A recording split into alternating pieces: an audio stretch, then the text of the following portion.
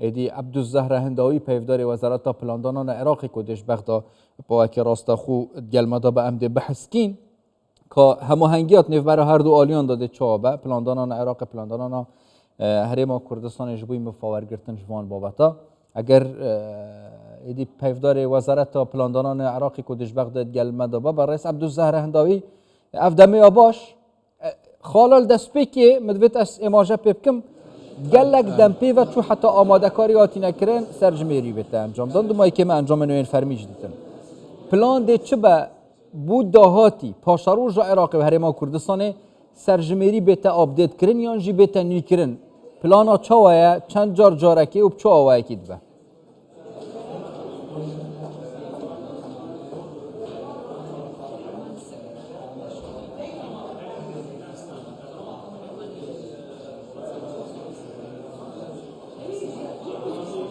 نعم شكرا جزيلا. بەڵێ زۆر سپاس سڵاو لە تۆ لە تەواوی بینەران لە هەموو بینەرانمە لە هەر شوێنێک بن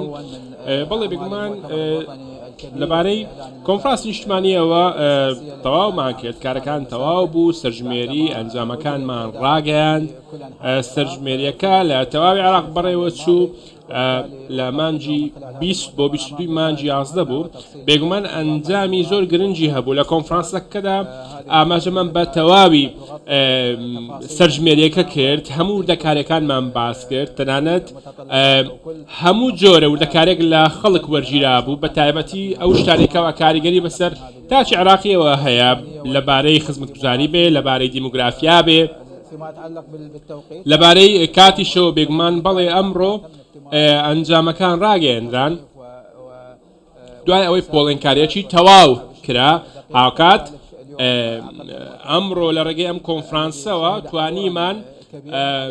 ئەنجامەکە ڕابگەین خۆتان دەزان بەشداریەکی زۆریش هەبوو بەڕاستی خەڵکێکی زۆر لە کۆنفرانسەکە بەشداریان هەبوو لە حکوومەتی هەرێمی کوردستانیشەوە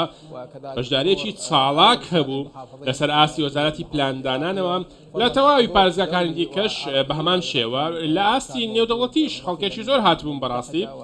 نوێنەری لە تەوەیەگرتوەکان لە عێراق هاتبوون باڵیۆزەکان هەبوون ئەمڕۆ لە کۆنفرانسەکە دانیشتبوون هاوکات چەندین ڕێکخراوی کۆمەڵگەی مەدەنی هاتبوون لەسەر ئاستی ناوخۆیی بێ یان لەسەر ئاستی نێودەوڵەتی بێ یان لەسەر ئاستی عەرەبی بێ بۆیە ئەم بەشداریە چڕە ئەم بەشداریە بەم قەبارەیە جەخت لەوە دەکات کەوە ئەم ئەنجامە بێگومان گرنگیەکی زۆری هەبووە کە بۆ ئایندە ئەمە بێگومان بەکارهێنرێت هاوکات کاریگەری بەسەر واقعی عێراقیەوە هەیە تمام بەرسڤ پرسیارەیەکی بۆ وەرنەگرت دیسە ئەس دووبارە بکەم بوو پاشا ڕۆژێ پلان دی چه باش بوی آپدیت کردن نیکردن زانیاریان که هاتین ورگرتن نوا سرجمیری دا یعنی ما بس من اسرونتر بیشم هر چند سال جاره که دی سرجمیری بهت کردن و دی بهت آپدیت کردن نیکردن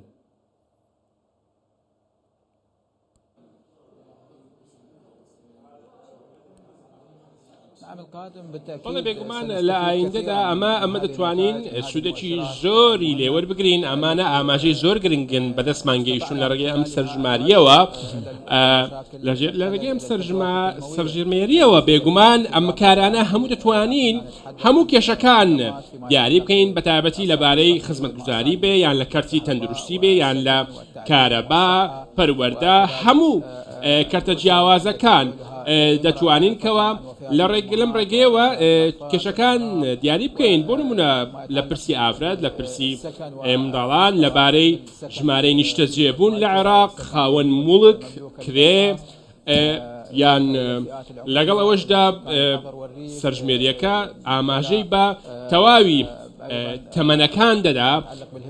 هاوکات لەبارەی دابەشکاری دیموگرافیەوە هەموو ئەمانە ئاماژەی زۆر گرنگن ئەمە دەتوانم بڵێم نەخشەیەکی بە ئێمە داوە ئەم وردەکاریانە هەموو لەم نەخشەیەدا دیارە هاوکات لەسەر ئەم نەخشەیە ئاراستەی خۆمان لەسەر هەموو کەرتە جیاوازەکان لەبارەی خزمەتگوزاری بێ یان لە ژێرخان بێ هەڵیکار بێ یان ڕوبەڕووی گەندەڵی بێ یان ڕوبەڕووی هەژاری بێ هەموو ئەم کێشانە دەکرێت لە ڕێگەی ئەم نەخشەیەوە چارەسەر بکرێت چونکە ئەمەش خۆ پەیوەندیی ڕاستە و خۆی بە ژیانی ئاسایی هاوڵاتیانەوە هەیە ئەمڕۆ وەزارەتی پلاندانان بە ئەرچی خۆی هەستاوە بۆ ئەوەی سیاساتی گشتی خۆی لەم بارەیەوە دیاری بکات هاوکات لە ڕێگەی ئەم ئاماژانەوە ئاراستێکی نوێ بۆ خۆی دیسان پرسیارەکەم نەگەیشت ئەم جارە بە سوورانی بەشکەم هاوکارانم زیاتر هەوڵ بدەم پرسیارەکەەوە کۆ خۆی بگەینن کەینێ دووبارە دەکرێتەوە ئەم سەرژمێریە لە ساڵانی داهاتوو پلانەکە چوونە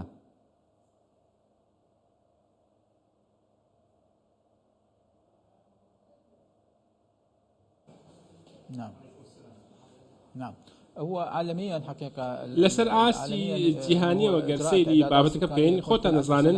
سەرژمێری لە هەر 10 ساڵێ جارێک دەکرێت بەڵام تا ئێستا عێراق زیاتر لە 37 ساڵ بوو ئەم سەرژمێریە گژیرە نەکرابوو لە ساڵی 2020 هەڵێک هەبوو لە ڕێگەی خەملاندنەوە هەبوو دواتر لە ڕێگەی هەندێک وەرگرتنی داتا و ئامار لە تۆمارەکاندا ئەمە کرابوو هاوکات سوود وەرگیرابوو خەملاندن هەبوو پێشتر بێگومان لەبارەی ژمارەی دانیشتوانەوە هەموو ئەم ژێرخانانە کۆکرابوونەوە بۆیە ئێمە سوودمان لەوە وەرگرت لە پێناو ئەوەی بتوانین پاپشتێکی تەواو لایەنەکانی کەشەوە وەربگرین هاوکات هەموو ئەو تۆمارانێکەوە ئێستا لە بەردەستماندایە پێمان دەڵێ کەوا ئەنجامدانی سەرژمێری با بڵێن مەیدانیەکەی هەموو ئەم داتانە کۆکراونەتەوە بە تایبەتی لەسەر ئەو بناغەیەکەوە دانراوە بەجێرە پێویست دەکرێت دەمەکێ درێژ پێوەچوو حتا ئەنجامێن دوماهیکێن فەرمی هاتینە ڕاگەندن بۆ چەند تەخیر بی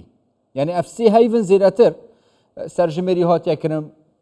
ڕاگەهاندنە ئەنجامە گەلە گیروبی سەبەب چ بی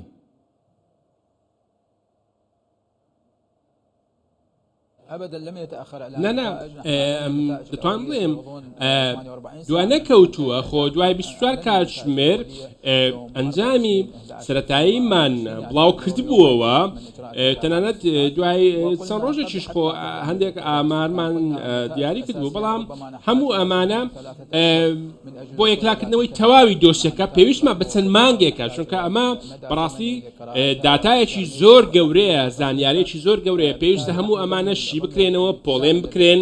جیا بکرێنەوە بۆیە ئێمەش بەسەر ئەرچی خۆمان هەڵساوین و هەموو ئەمانەمان پۆڵێن کردووە دوای 3 مانگ لە بەروارەکەی کەوا دەستی پێکرد بوو لەو ڕێکەوتەوە تا ئێستا 3 مانگی خایاند ئێستا دەتوانم بڵێم بە کاتێکی پێوانەی بەڕاستی ئەنجامەکانمان ڕاگەیاندووە پۆلێنمان کردووە خۆ هەندێک ئوسوڵی تایبەت بەخۆی ئێمە هەموو ئەمانەمان بەجێگەیاندووە بەڕێز عەبدوزار هەنداوی پەیداری وەزارەتە پلاندانان عێراقیش بەغداد گەلمە دەبوون گەلک سپاس بووە